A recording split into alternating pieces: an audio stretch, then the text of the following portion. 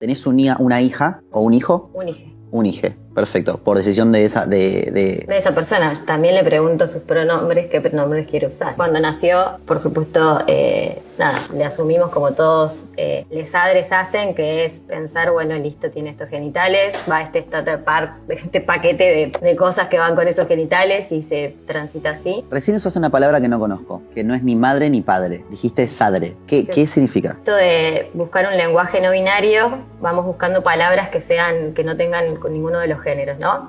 Para intentar, hasta que la persona, por ejemplo, si yo no me hubiera presentado y te hubiera dicho qué pronombres uso, vos me podrías decir sos sadre de un hije y listo. Y ahí no estás marcando ningún tipo de género en ninguna de las dos palabras. Entonces es una palabra muletilla es una palabra muletilla, no es una palabra para definir a alguien que tiene una persona a cargo, un menor a cargo, y no sabe si es materna o paterna.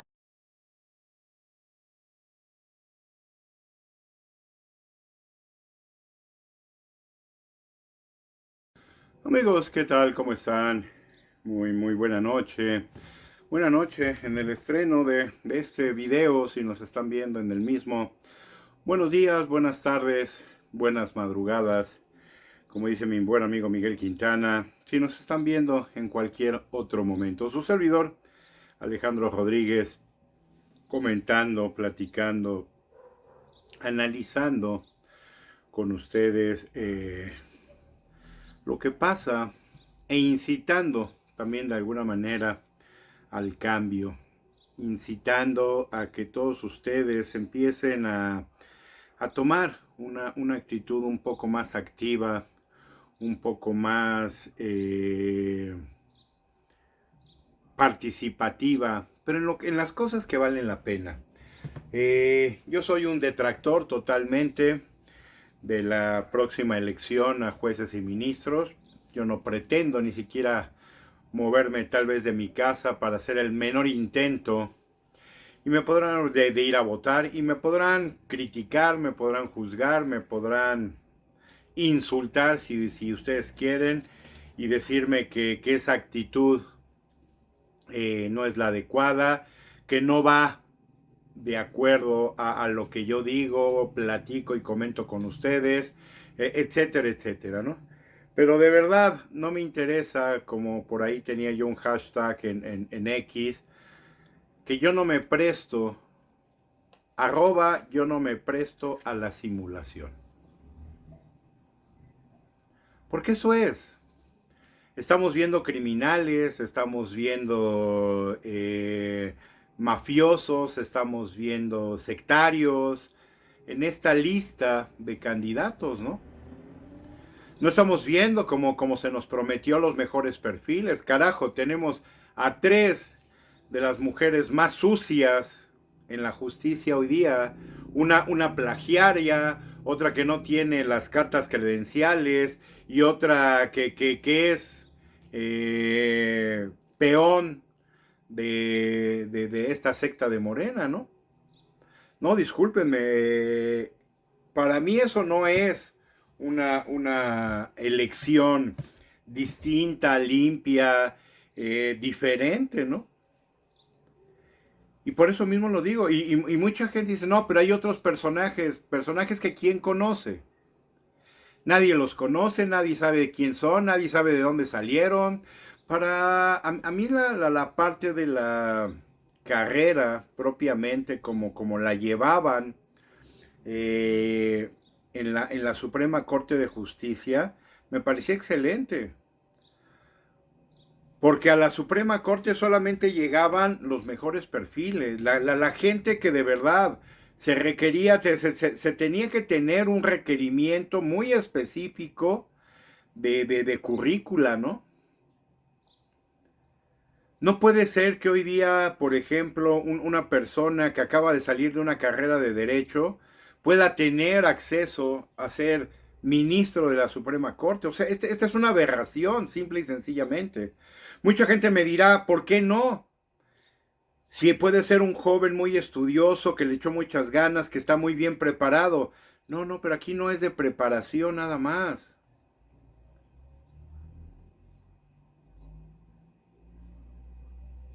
Para que más o menos se den una idea, de cómo funcionan las cosas, hay una carrera que es la de piloto aviador.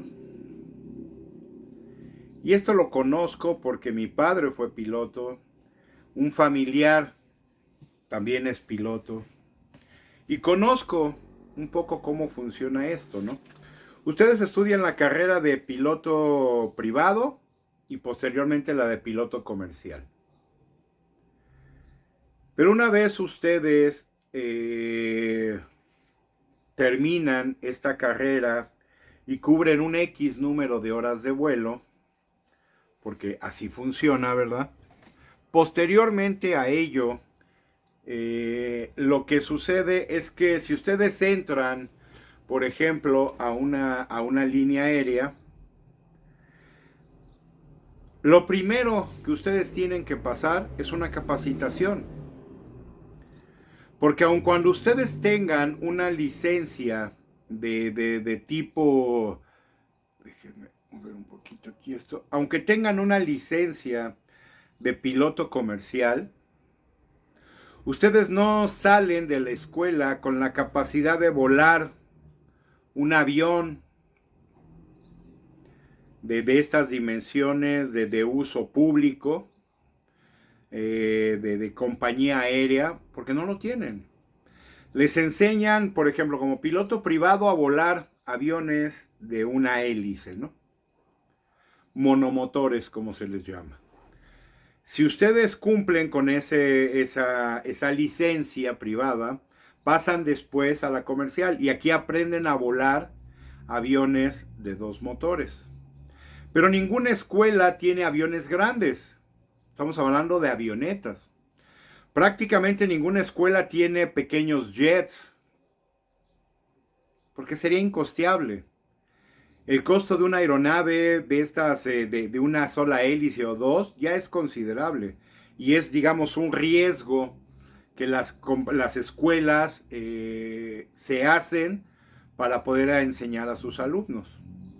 Y se encuentra con el conocimiento básico. Esto es un poco como en medicina, cuando se habla de tronco común, ¿no?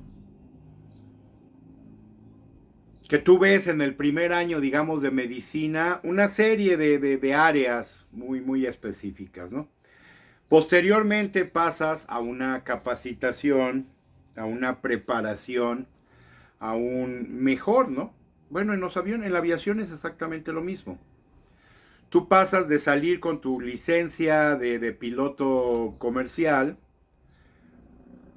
pero en el momento en el que tú logras entrar a una compañía con aviones de mayor capacidad, lo primero que tienes que hacer es pasar una instrucción, una capacitación, ellos te capacitan para poder volar un avión de este tamaño, de esta envergadura y de esta capacidad, ¿no?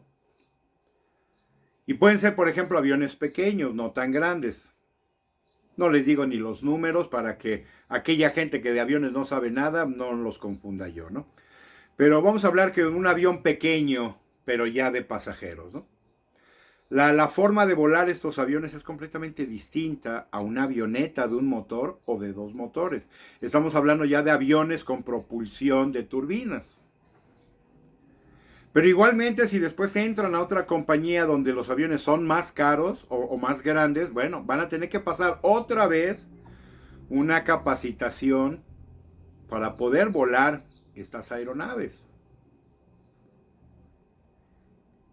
Y las aeronaves más grandes, está así un 747, el que se le conoce como Jumbo, o un Airbus 380, que es el avión más grande.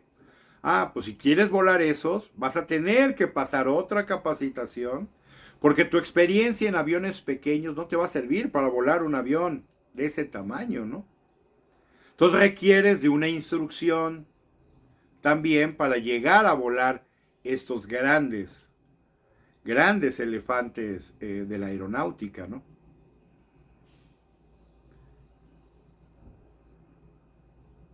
Si una persona que estudió la carrera de piloto y se graduó como piloto privado y que de repente quisiera volar un Airbus 380, no va a saber ni siquiera abrir la puerta, ¿no?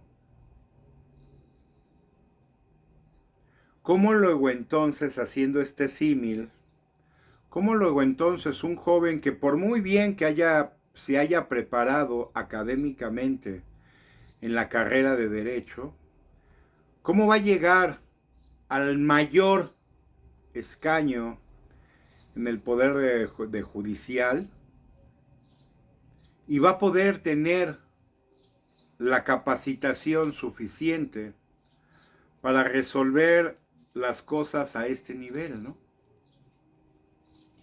Veía yo ayer el berrinche, sendo berrinche, que se aventó la ministra esta del pueblo, dice ella, ¿no?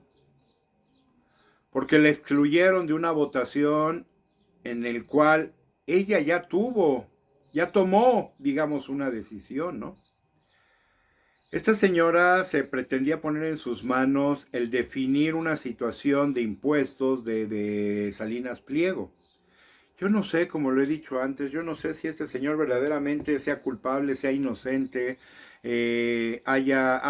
deba impuestos como mucha gente dice que los debe.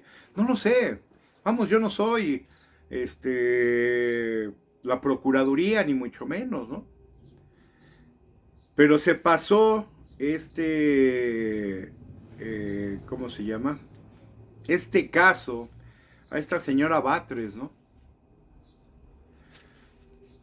Y sus compañeros, entre ellos la copias, como le dice el buen Chumel,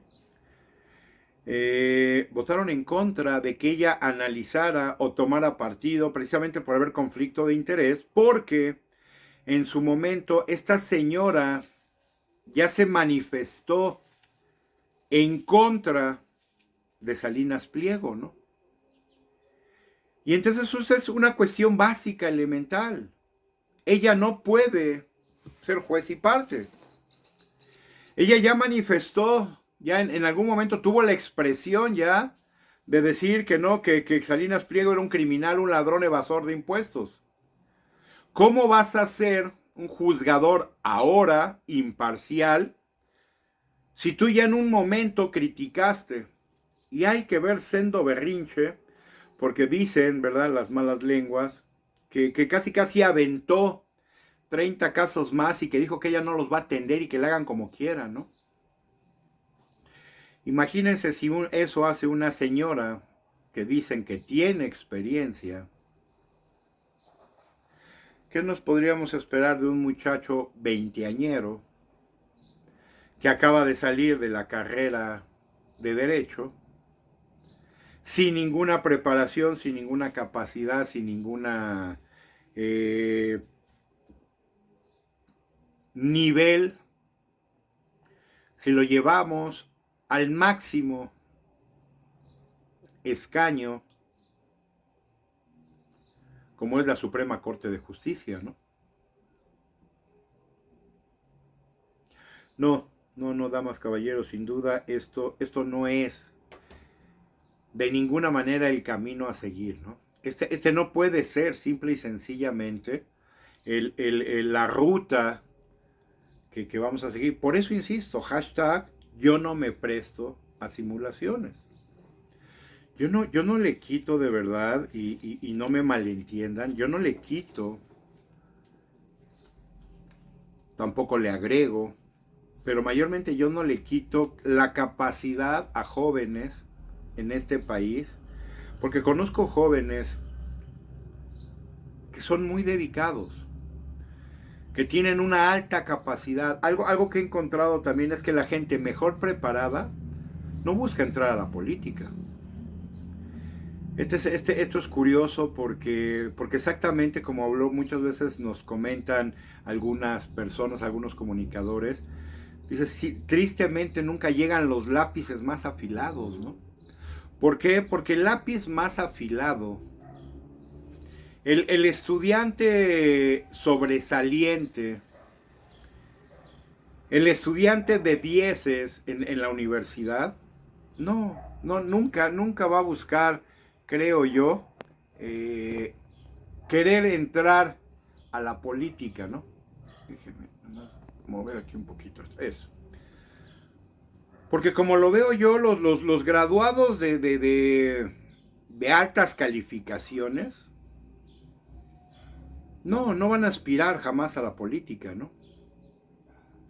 Porque a lo mejor exactamente se roba bien y se hacen de muchas casas, ¿no? Pero ¿cuál es el problema? Que siempre vas a tener una cola que te pisen y en el momento en el que alguien quiera hacer uso de eso, lo va a hacer, ¿no? Lo vimos en las elecciones pasadas con esta cuestión, bueno, más bien decisiones que se tomaron en las cámaras, los Yunes y otros más, que se vendieron, porque los tienen agarrados hasta por el pescuezo, cual vil buey de trabajo, ¿no? En el momento que un político quiere jalarte de mayor nivel, te va a jalar. Y vas a acabar haciendo lo que ellos dicen. Y entonces mucha gente que de verdad tiene muy buena preparación, yo tengo un familiar, les digo que fue becado por el TEC de Monterrey, al 100%, con maravillosas calificaciones, puro 10. Hoy día es un ingeniero muy bueno. Es una persona altamente efectiva. No tiene la menor interés en la política, ¿no? Y además, como jóvenes que son ellos, pues, menos, ¿no? Ellos saben que tienen todas las oportunidades habidas y por haber en lo privado, ¿no? Como para qué tendrían que estar sufriendo en lo público, ¿no? En lo político. Mucha gente que yo conocí desde la escuela, también desde la universidad, hoy día arquitectos de muy buen nivel, empleados, ya sea en diseño u otras áreas, que les va muy bien económicamente. Y no solamente ellos, tengo amigos médicos, tengo amigos ingenieros, tengo amigos diseñadores, publicistas, que les ha ido maravillosamente porque fueron los mejores. Tengo una amiga también en la Secretaría de Educación que algún día le decía, si yo llego a ser presidente, me encantaría invitarte a participar conmigo porque eres una persona que cuando pone el ojo en algo no ceja hasta llegar a ello, pero con la mayor honestidad, con el mejor quehacer laboral, ¿no? No es una persona que se doble fácilmente o se rinda, ¿no? Al contrario, sí, una mujer, curiosamente, ¿no? Una mujer muy luchona, pero siempre con el objetivo de ser y hacerlo mejor. Algún día yo le decía, yo fuera presidente te invitaría, y me decía ella, igual y no te lo acepto, porque no creo tener el nivel de preparación que se requeriría, por ejemplo, como tú lo mencionas, me decía ella, para tomar la dirección de la Secretaría de Educación, ¿no? Caramba, esto poca gente te lo reconoce de esta forma, ¿no? Y eso lo hacía mejor todavía, ¿no? Y aquí sí no estamos hablando de ninguna manera de nepotismo, ¿no? Número uno, porque no es familia, es una amiga de muchos años, nos conocimos desde la prepa, pero es que es una persona altamente preparada y altamente dedicada, que eso es lo que más me gusta. Y de honestidad, bueno, ni hablemos, ¿no? Honestidad a toda prueba.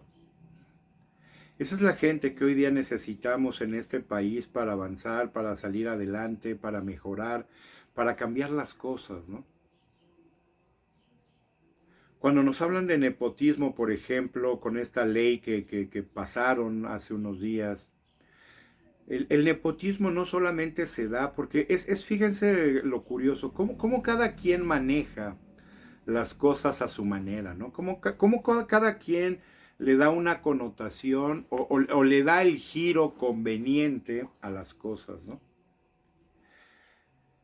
Decía esta señora, por ejemplo, de apellido Chávez, amiguita del Patán Augusto, que no es nepotismo meter a un familiar en una área política X, en otra área fuera de la que tú estás, ¿no? Eso no es nepotismo. No es nepotismo que toda tu familia esté trabajando como las alcaldes, inclusive el padre y la madre también, en algún punto de la política, ¿no? En alguna área, ¿no? Eso no es nepotismo tampoco, ¿no? Nepotismo solamente para ella, según, ¿verdad? Y es esta percepción de cómo ve cada quien las cosas, que solamente es cuando tú heredas una posición en el mismo lugar o metes a alguien en la misma área donde tú te encuentras. Esto es, nepotismo para ella solamente es que si yo soy presidente de este país y cuando yo termine, mi hijo se lanza, no pueda ser presidente, ¿no? Y es aquí donde viene a veces el mismo, ¿cómo llamarle? El no coincidir, por ejemplo, de esta secta de Morena, ¿no?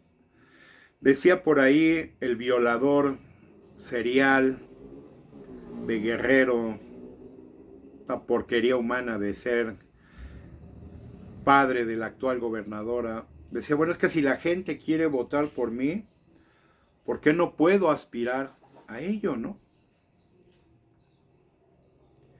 Y yo podría coincidir de alguna manera con ello, ¿no? Porque déjenme ponerles algo. Yo no estoy de acuerdo en el nepotismo, por supuesto. Pero déjenme ponerles algo. ¿Qué pasa si yo como presidente de este país hubiera yo sido el mejor? Hubiéramos logrado tener los mejores resultados que se hubieran podido esperar de un líder político.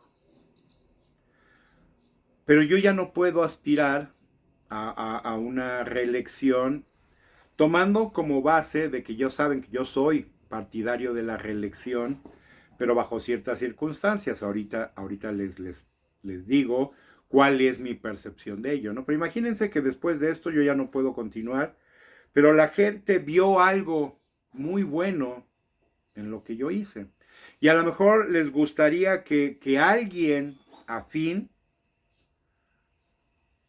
en este caso, por ejemplo, un hijo, pudiera tener esa continuidad, ¿no? De seguir haciendo lo mejor para México. No quiero decir que un hijo mío fuera exactamente eso, ¿no? Pero muy probablemente la gente lo percibiría de esa forma. Tampoco digo que no lo es, ¿verdad? Tampoco estoy diciendo que mis hijos son unos criminales o unos mafiosos. No, muy por el contrario. Para mí mis hijos son un orgullo porque hasta el día de hoy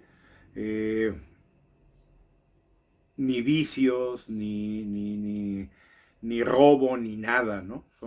Si algo me precio es de haberles enseñado el camino, el mejor camino que pudieron haber seguido, y ellos lo siguieron por iniciativa propia, ¿no? La honestidad es un algo que se enseña sin duda en familia, ¿no? Y tanto mi esposa como yo nos encargamos de mostrarles a mis hijos eso, ¿no? No conozco a personas más honestas que mis propios hijos, ¿no? Y me consta, y han sido inclusive reconocidos en sus trabajos respectivos por ello, ¿no? Porque es gente en la que se puede confiar, es gente en la que saben que tienen la seguridad y la garantía de que no van a fallar, ¿no? Pero les digo, y esto podría decir a muchos de ustedes, pueden decir, sí, mira, papá gallo, ¿no? Mamá gallina, presumiendo de sus pollos. No, acá va más allá de la presunción, ¿no? Yo creo que como decía Juan Gabriel, lo que se ve no se juzga, ¿no? Y la honestidad es inherente de muchos de nosotros, ¿no? Pero les decía yo, ¿qué sucede? Que si la gente viera eso y dijera, bueno, yo quiero una continuidad, ¿y quién mejor que a lo mejor un hijo del presidente en turno, ¿no? Para no estarnos arriesgando nuevamente a votar por alguien que no tiene ni las capacidades y que nos puede salir otro corruptazo de esos enormes tipo Morena, tipo PRI, tipo PAN, ¿no? Esta tendría que ser sin duda una decisión de la ciudadanía. El nepotismo para mí es meter a gente incapaz porque es de tu familia en puestos para el que no están preparados. El nepotismo va más allá de que sea familia o no. Insisto, yo estoy totalmente en desacuerdo. Cuando yo tuve, y se los decía hace poco, tuve una desaveniencia con mi esposa, porque me decía, si tú ganaras, más bien yo le decía, si yo gano la presidencia, tú no vas a encargarte de nada, ¿eh? Y esto le molestó mucho. Le molestó porque tradicionalmente, y lo comentaba entonces, se hablaba de que siempre la esposa del presidente se encargaba del DIF.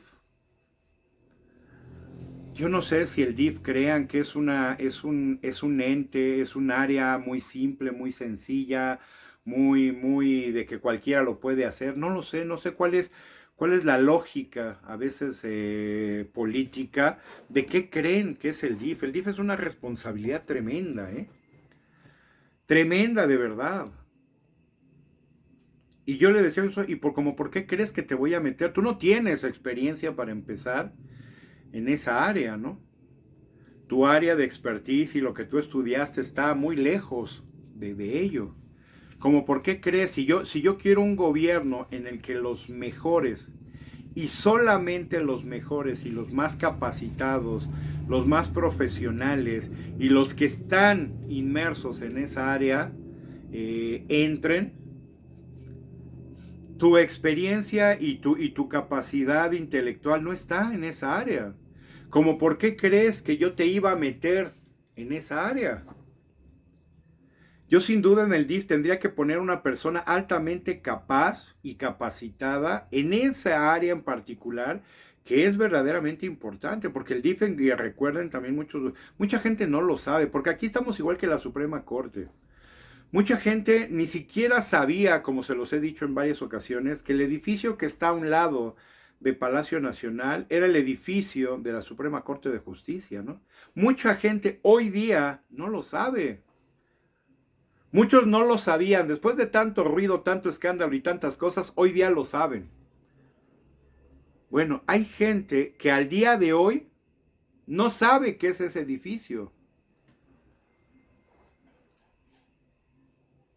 A ese punto llegamos. El DIF es un área muy sensible porque atiende también muchas cuestiones que tienen que ver con pequeños, particularmente un área muy sensible que atiende a todos los niños también abandonados y demás, ¿no? Esto no puede estar en manos de cualquier persona. Que podemos tener, por ejemplo, familiares muy capacitados en alguna área, sí, sin duda. Pero no hay otros que no sean familia, que no lo estén también. Obviamente sí, ¿verdad? Entonces, ¿por qué voy a meter a mi primo, que es un maravilloso ingeniero, si también hay otros ingenieros que no son mis familiares en esta área? Así como este familiar mío es el mejor o puede ser uno de los mejores, pues si es uno de los mejores quiere decir que hay otros. Y entonces, ¿por qué lo voy a invitar a él? ¿Porque es mi familiar? No. Ahora, verdaderamente no habría otro mejor que él. Bueno, tendríamos que considerarlo, ¿no?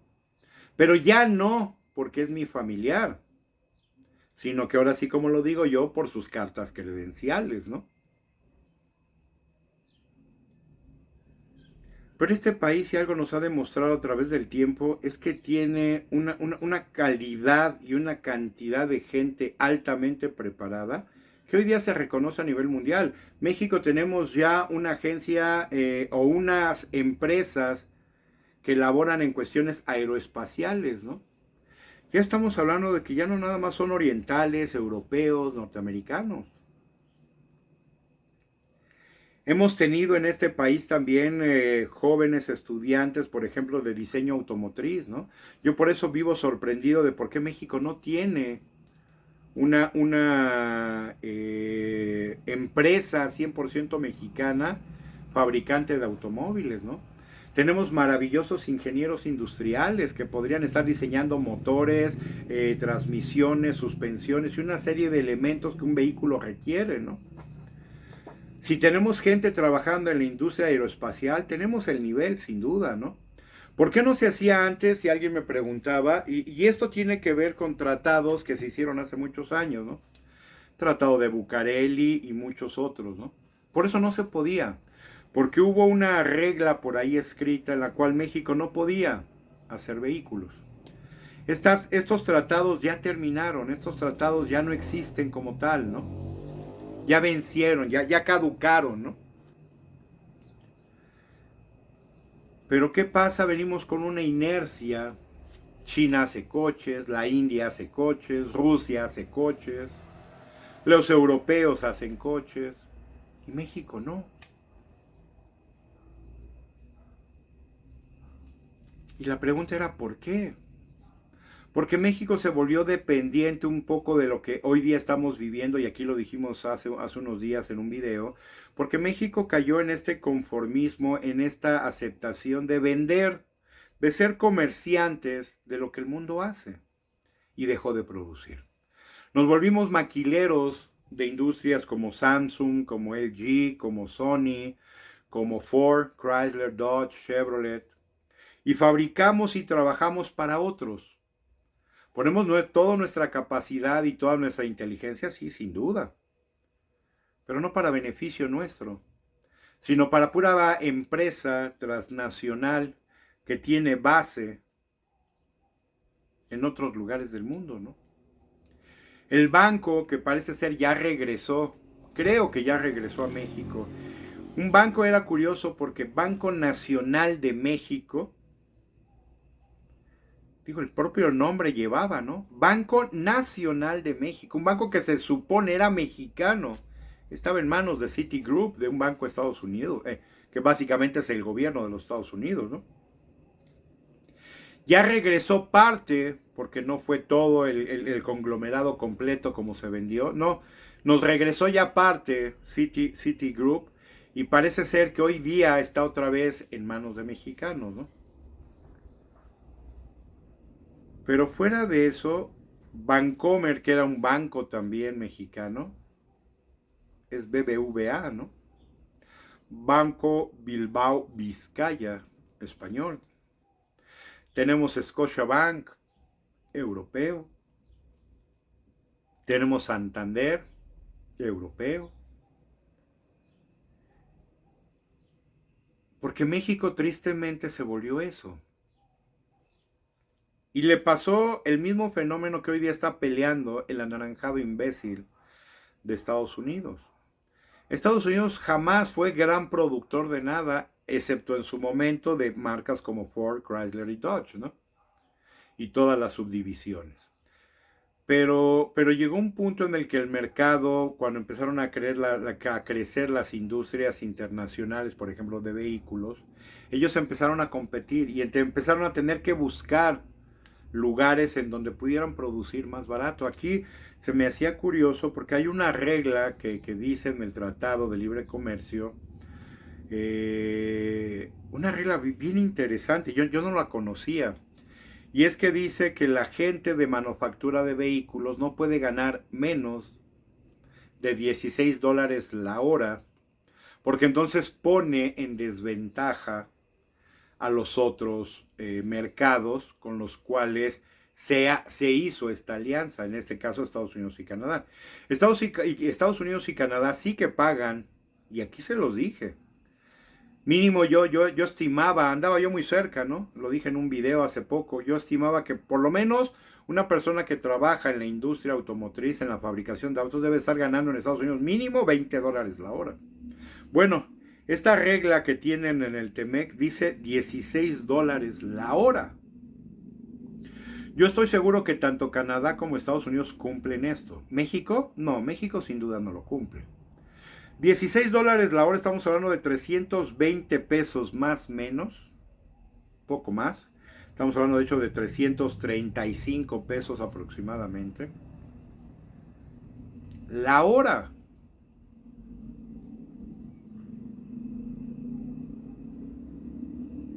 Una de las cosas que cuando hacemos estas comparativas con México y Estados Unidos es que exactamente el salario opera de diferente forma. Mientras Estados Unidos y Canadá establecen sus jornadas laborales en horas y se paga por horas, en México se paga por días. Y se maneja no en jornadas de 40 horas a la semana. México hoy día tiene una jornada, me parece que es de 46 o 48 horas a la semana. En Estados Unidos y Canadá son 40 horas, nada más. Esta ley que ha querido pasar en México, pero que muchos siguen atorándola, ¿no? Pero hablan de $16 la hora, insisto, en Estados Unidos es un salario bajo inclusive, ¿no?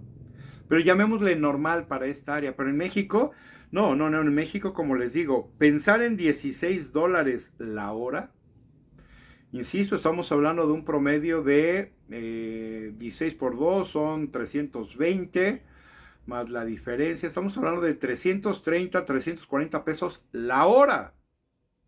Que si esto lo multiplicáramos por 8 horas, por la jornada de trabajo que es en México, que no es de 8 horas, insisto, pero vamos a suponer que lo fuera, estamos hablando de 8 por 3, 24, estamos hablando de un promedio de 2,500 pesos diarios.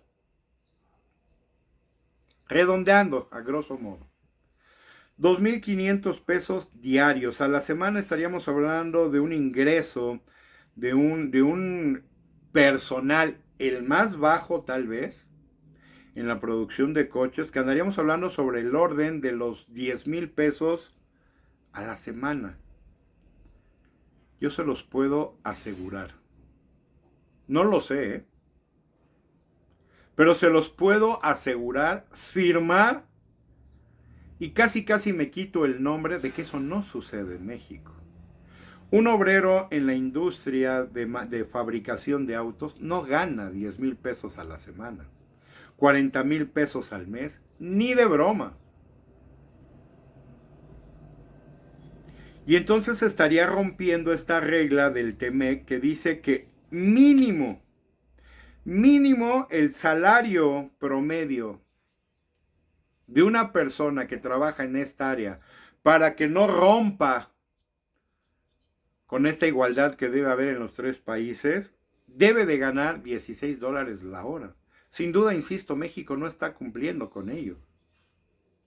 Porque una de las características precisamente que sucedieron cuando estas armadoras se vinieron a México fueron los bajos salarios, ¿no?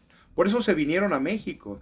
No, más allá de que vinieran porque teníamos una maravillosa mano de obra, que sí la tenemos, vinieron por el bajo salario. Porque yo considero que si esta gente gana la mitad de esto que estamos sacando a grosso modo, 40 y tantos mil pesos, yo considero que estos empleados, si están ganando 20, creo que estoy exagerando, ¿no? De estos obreros que se dedican a la fabricación y armado de vehículos, ni de broma creo que ganen tampoco 20,000 pesos, ¿no? En sus niveles más bajos. En los que están más altos y con mayor capacidad, no lo dudo, ¿no? Pero digamos que en el escalafón más bajo, no. No, sin duda no. Insisto, por eso todas estas empresas se vinieron a México, porque salía mucho más económico hacerlo en México y por eso nos volvimos maquileros. Y por eso, como les decía yo ayer, tenemos que entender la problemática de México desde la perspectiva que estamos viviendo, ¿no? Y tenemos que entenderla, porque insisto, México dejó de producir. ¿Cuántos de ustedes trabajan verdaderamente para empresas nacionales? 100% nacionales. Hay una empresa que les digo donde trabajaba mi hijo anteriormente, uno de mis hijos, que era Unilever. Unilever es una empresa que es un conglomerado de otras empresas mayormente europeas. Y Unilever es, digamos, la razón social que se le puso con la cual trabajan en México. Aquí se fabrica en una de estas plantas donde el Estado se fabricaba el helado Holanda, todo lo que tiene que ver con lo que tenía que ver con helados Holanda, ¿no? Los sándwiches, las paletas, el litro de helado, etcétera, ¿no? Pero sabemos que Holanda no es una marca nacional. Es parte de este conglomerado. El conglomerado, insisto, es Unilever México. Sí, pero las empresas que ahí están no son mexicanas, mayormente, les digo, son extranjeras, ¿no? Tenemos también estas fábricas como de Revlon y muchas otras de cosméticos y otras que son mayormente europeas. Insisto, el nombre Unilever es para México, es para que se pueda utilizar ese conglomerado en México. Pero casi todo lo que fabrican son empresas extranjeras. Insisto, es maquila de empresas extranjeras, ¿no? Mucha gente no lo sabe. Hay gente que todavía el día de hoy no sabe, trabajando para una compañía, para quién trabaja, ¿no?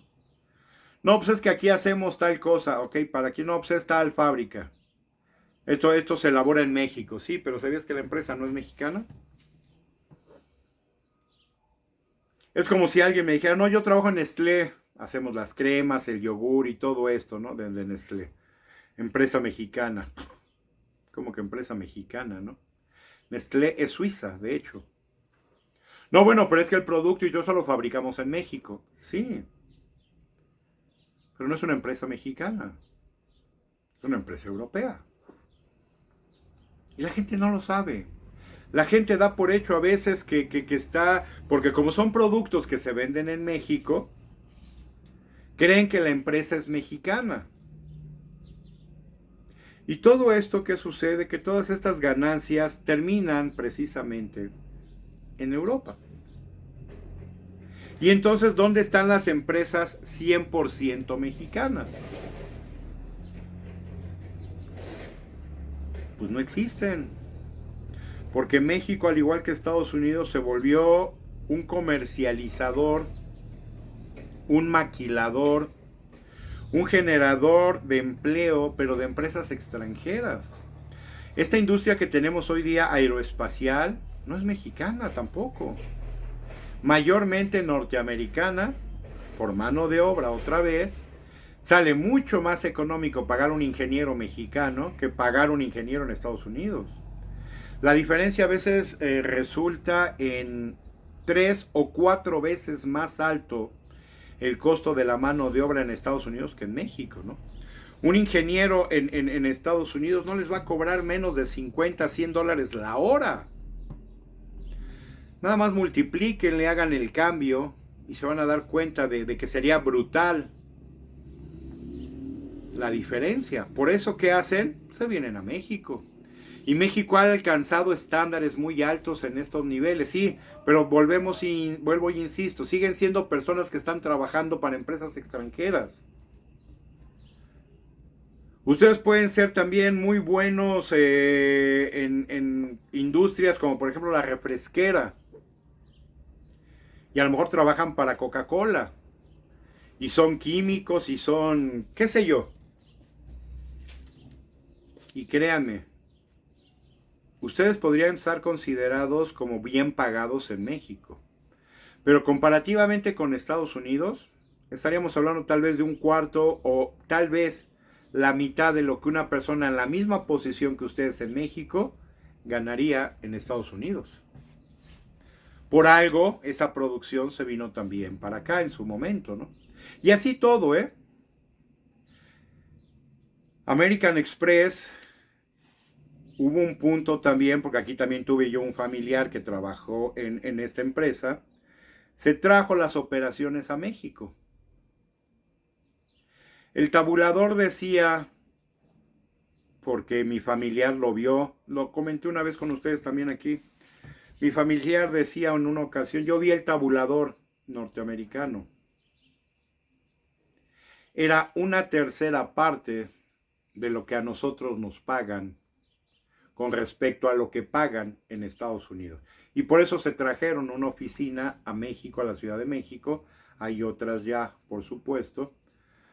Y todo se resuelve aquí, inclusive de trámites que se hacen en otros lugares.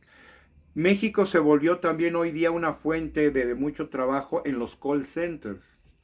Tengo otros familiares que trabajan en estas áreas de call center, donde el grosso de la comunicación que se tiene es Europa. iOS, Estados Unidos, Oriente y hasta lugares tan lejanos como la India, ¿no? Todo lo que ellos negocian vía telefónicamente en estos call centers es con estas empresas en estos lugares. India, Europa y Estados Unidos. No tienen prácticamente atención alguna para México. ¿Y cuál es la diferencia? Que en México se paga una tercera parte. Todos estos call centers anteriormente se encontraban en Estados Unidos, porque ahí fue donde empezaron a desarrollarse mayormente, ¿no? Muchos que eran call centers de seguros, muchos otros de tecnología, de software, etcétera, ¿no? Bueno, todo eso se resuelve hoy día en México. ¿A qué precio? A una tercera parte de lo que costaría hacerlo en Estados Unidos. Por eso Estados Unidos perdió muchísima presencia en todas estas áreas. American Express, que es una compañía norteamericana, se trajo mayormente las operaciones a México, en todo este sentido, ¿no? Pagando y con el tabulador en la mano, les digo porque mi familiar lo tuvo en sus manos, ganando una tercera parte de lo que Estados Unidos pagaba a la gente en Estados Unidos en dólares. Los salarios en pesos no llegaban más que escasamente a una tercera parte de lo que se pagaba. Esto es, que si en Estados Unidos se pagaba, por decir algo, 60,000 pesos, en México a una persona, siendo lo mismo que hacía la persona en Estados Unidos, se le pagaban 20,000 pesos o menos. Por el mismo trabajo.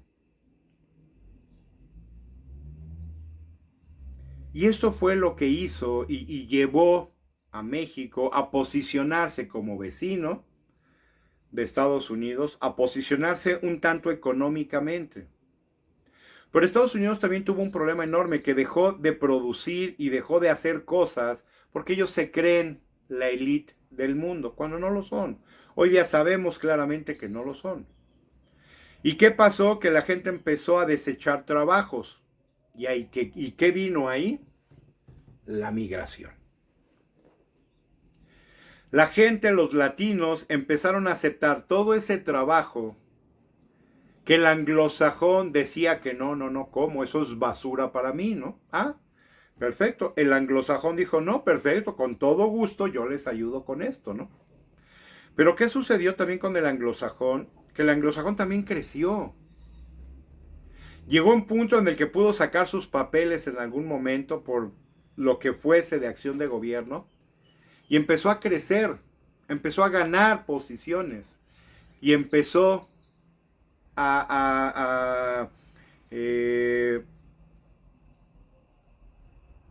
no digo desechar porque no sería la palabra, ¿no?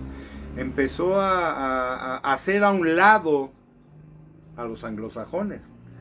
Porque si algo les gusta a mucha gente en el mundo de los latinos, es exactamente esta dedicación que se tiene, ¿no? Para trabajar. No digo que todos, pero la gran mayoría.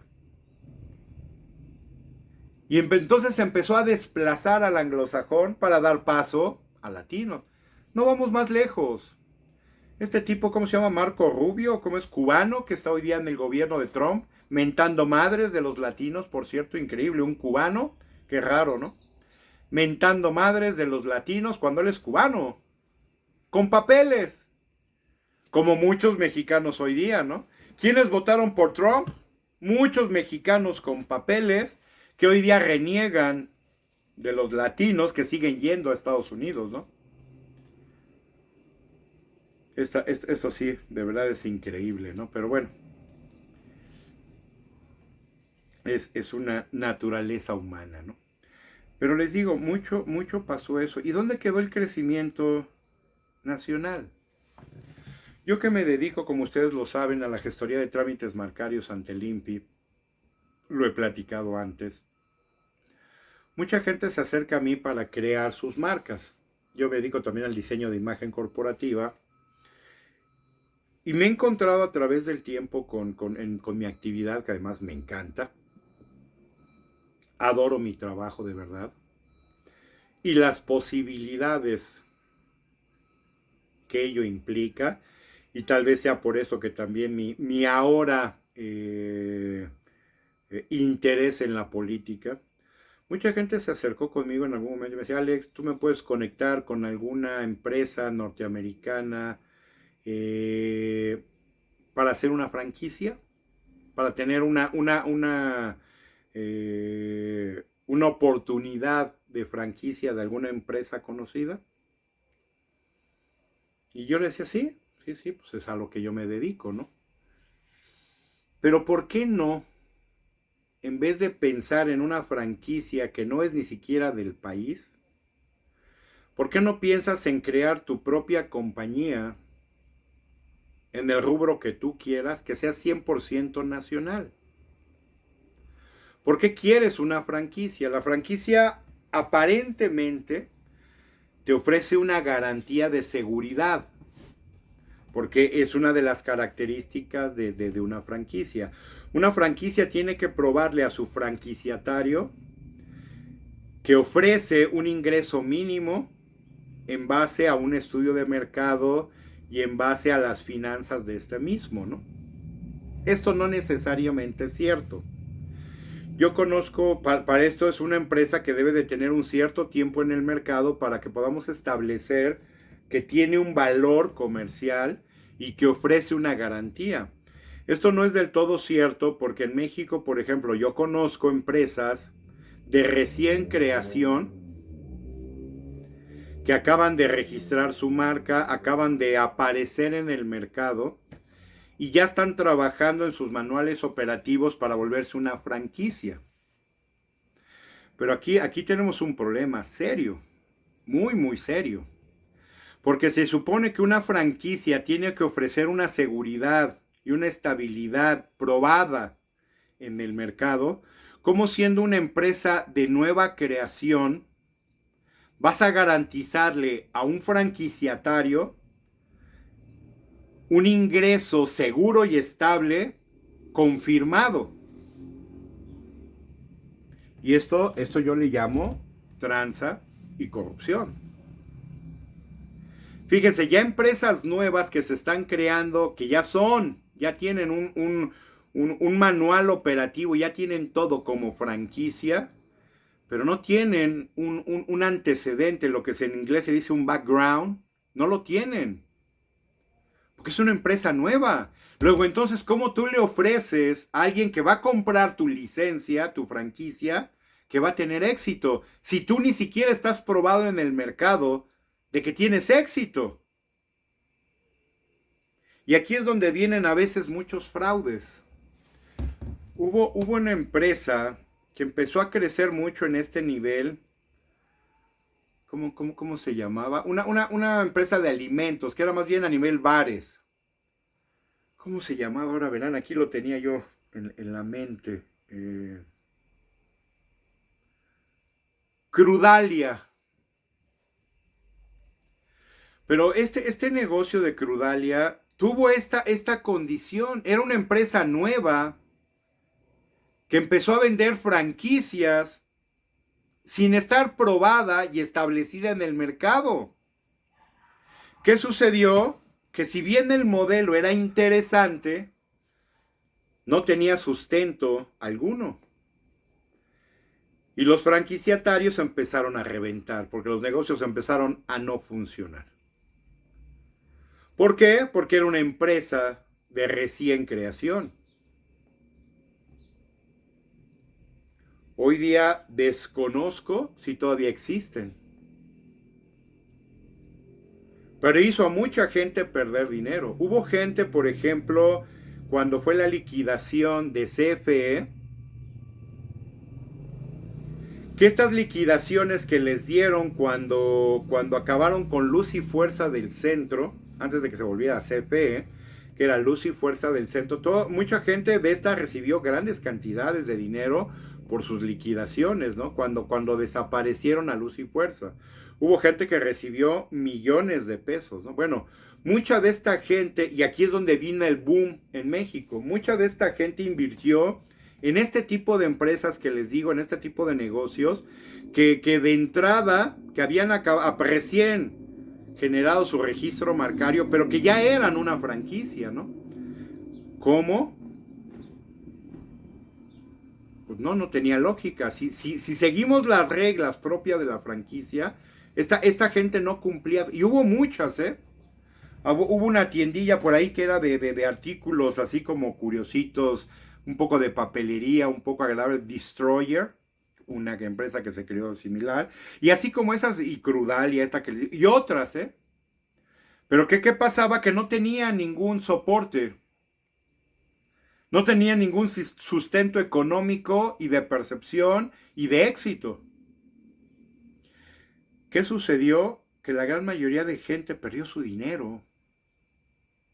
Que habían invertido con mucha intencionalidad de mejorar, de hacer las cosas bien. De tener un ingreso garantizado en base a una empresa que ofrecía una seguridad. Pero ¿qué creen? No la tuvo, porque estas empresas no fueron construidas o constituidas de la forma correcta. Surgieron muchas empresas de esta forma y muchas franquicias que al día de hoy ya ni siquiera existen. Pero esto pasa hasta con empresas que están más o menos bien establecidas. Subway. Ustedes pueden comprar una franquicia de Subway. Subway es norteamericana. Pero yo alguna vez lo decía y lo dije también en este canal en su momento cuando yo regresé de Estados Unidos. Porque si algo conocí fue todas estas empresas. Y yo les decía, Subway es una tortería. Una tortería como de esas que en México tenemos muchas. Utilizan un pan, llamémosle especial, elaborado por ellos, con ingredientes nada excepcionales. Pero es una tortería, literalmente. Una vez un cliente me decía, y buen amigo, me dice, Alex, ¿me podrías ayudar para sacar una franquicia? Le digo, sí, pero no te lo recomiendo. Porque yo ya tenía la experiencia, al menos de 5 personas que yo conocí, que no había funcionado la franquicia para ellos. ¿Por qué? Porque en México tenemos torterías que son por mucho más económicas, ¿no? En aquel tiempo me acuerdo, una torta podía costarte 30 pesos, una torta cubana, una torta gigantesca, ¿no? Mientras que estas tortas de Subway te podían costar 100 pesos. Era obvio que en un mercado como el nacional no iban a funcionar estos sándwiches, que son muy ricos, tengo que reconocerlo, pero que no tienen gran ciencia de nada, ¿no? Lo mismo pasó con IHOP. IHOP quiso llegar a México como la gran franquicia. Pero IHOP es peor en Estados Unidos que Vips. Ese Vips que tanto conocemos en México y que a muchos nos gusta, ¿no? Bueno, IHOP era peor que Vips. Simplemente en atención en Estados Unidos. Pero aquí quisieron traer lo que hasta ballet parking y todo te ofrecían, ¿no? Y muchos IHOPs que abrieron en México tronaron. ¿Por qué? Porque no tenían el sustento y el mercado no era precisamente el mejor, ¿no? El mercado mexicano no se prestaba para ello. Llegó otra empresa también grande, Applebee's. Y tampoco tuvo el gran boom que se esperaba. ¿Por qué? Porque estás hablando de un mercado el mexicano que en alimentos te dice, quítate que ahí te voy a Estados Unidos, ¿no? Y lo que se vendía en estos negocios no era precisamente muy distinto a lo que México consume, ¿no? Alguna vez llegó también a México el Pancake House. Un negocio de hot cakes, ¿no? De pancakes, de waffles. No funcionó. ¿Por qué? Porque en México consumimos ese tipo de producto hasta en las ferias, ¿no? Con unos hot cakes maravillosos, por cierto.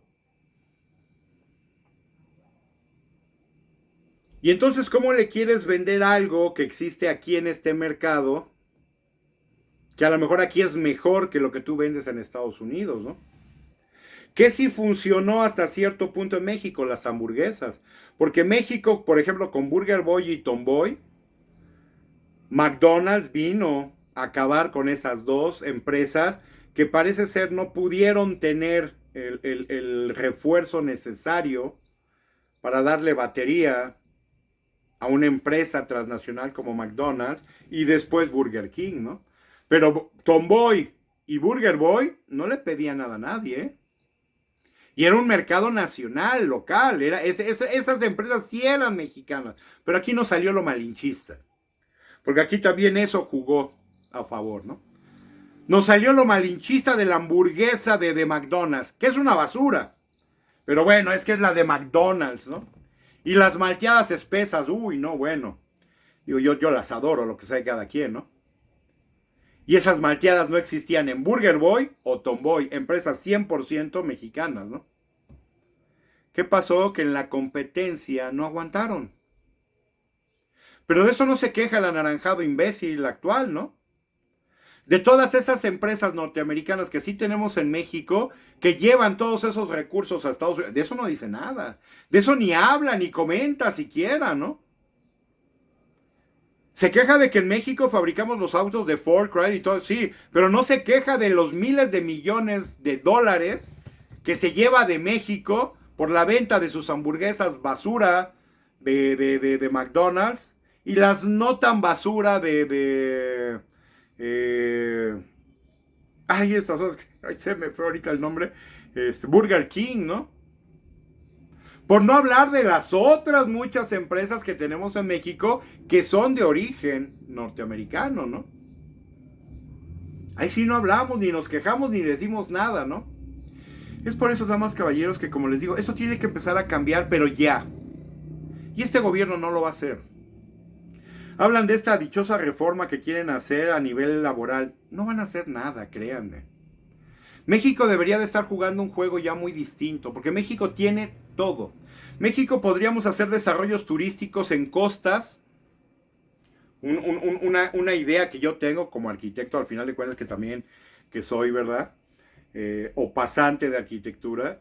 Yo siempre he pensado que tenemos un detonante brutal. Porque México está rodeado por playas prácticamente. ¿En qué les gusta? ¿Un 90% del territorio? ¿Y qué hemos hecho en ese sentido? Mientras otros lugares como España, Ibiza, Europa, Grecia, ha explotado al máximo esta capacidad, esta posición geográfica que tiene, de los mejores destinos turísticos a nivel de playa, está Grecia, ¿no? Pero México no.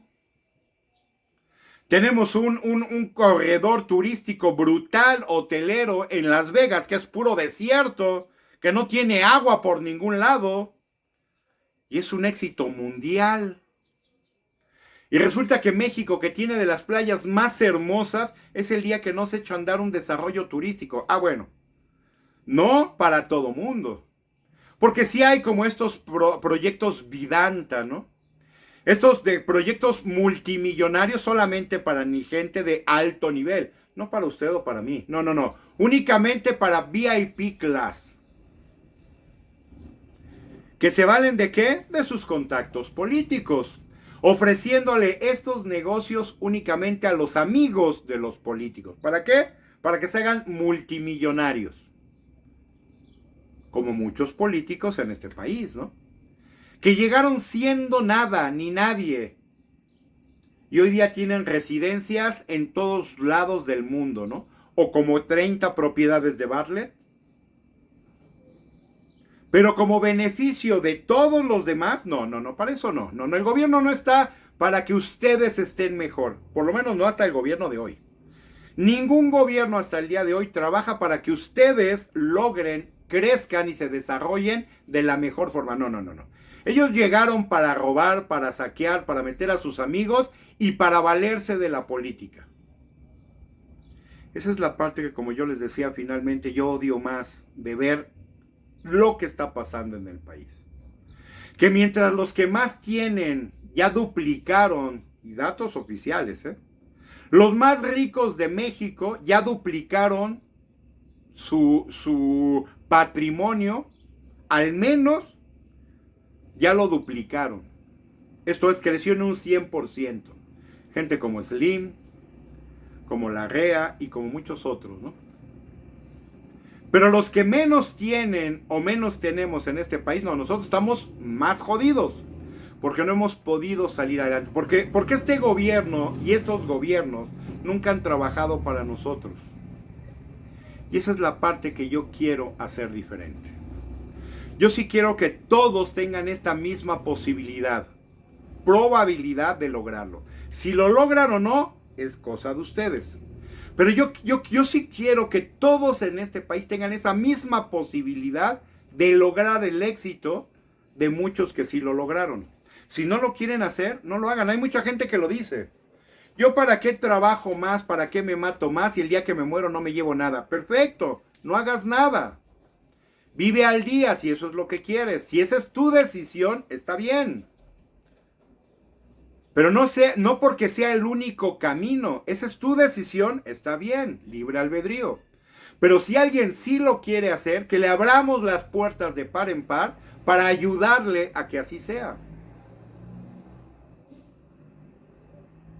Que tenga las mismas oportunidades que los grandes conglomerados, ¿no? No va a empezar de la misma forma, pero puede empezar de una muy buena forma y el día de mañana volverse un grande también, ¿no? Esto pasa en muchos lugares del mundo. ¿Por qué México no? Porque aquí es robar, transar, manipular,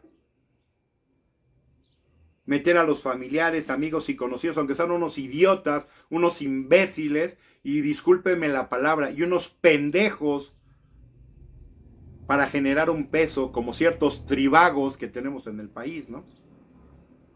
No, en México hay mucha capacidad, muchísima, pero no tienen la oportunidad, porque el propio gobierno les cierra todas las puertas para que no lo hagan.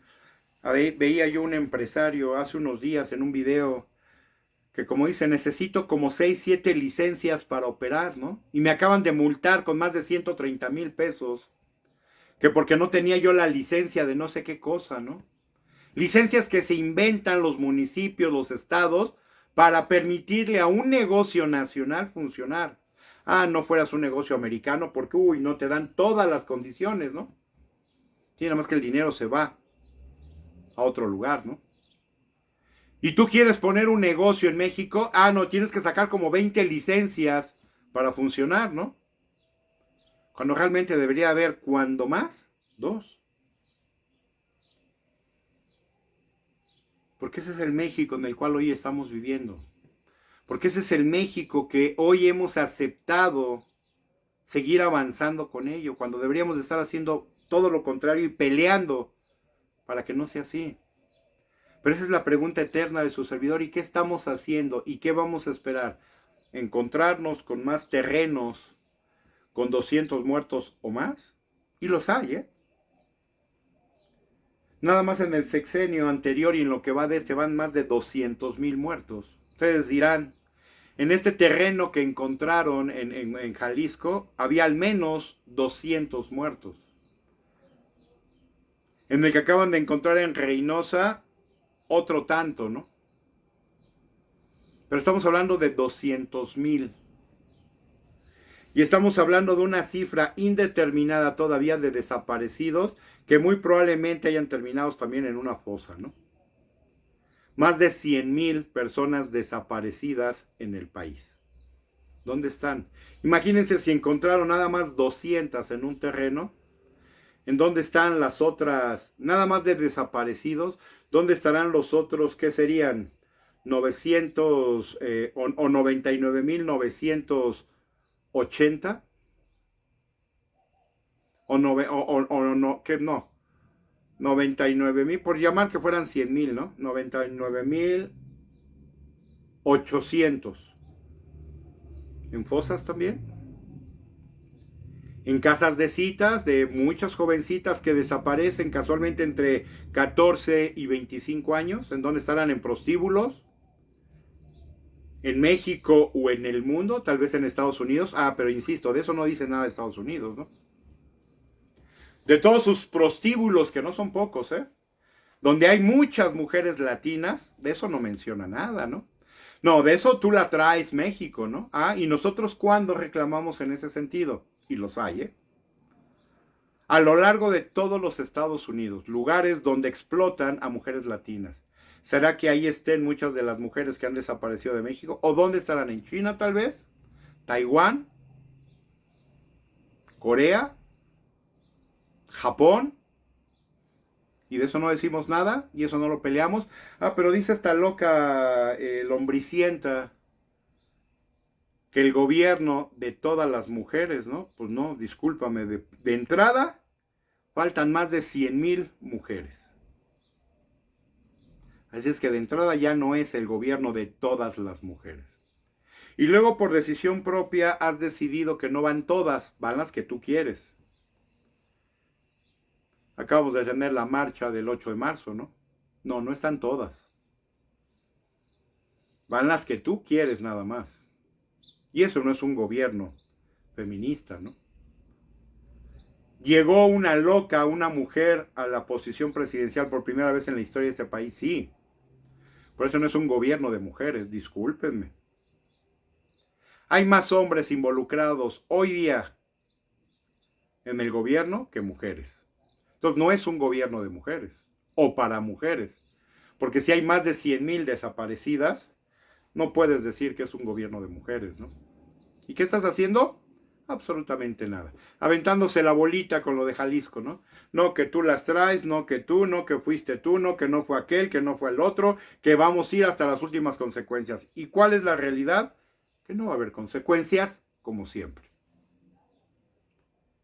Mientras sigamos con este tipo de gobiernos y con este tipo de gente, que es la misma de siempre, nada va a cambiar. Y ustedes lo saben.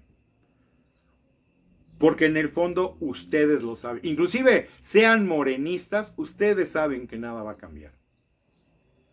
Que les regalan unos pesos como a manera de limosna, sí. ¿Pero eso cambia verdaderamente su vida? No. Y por eso digo, nada cambia y nada va a cambiar si nosotros no hacemos el cambio que México ya requiere. Y que lo hagamos por ti y que lo hagamos por México. Cuídense, bonita noche, tarde, mañana, madrugada, a la hora que nos vean, pero cuídense, hagan lo que tengan que hacer para estar bien y por aquí nos vemos el día de mañana. Regresaremos, por cierto, empezaremos a hablar nuevamente de cuáles eran las propuestas de su servidor, que creo yo, además de ir analizando algunas cosas que México hoy día requiere. Por como lo digo, por ti y por México. Cuídense y hasta luego.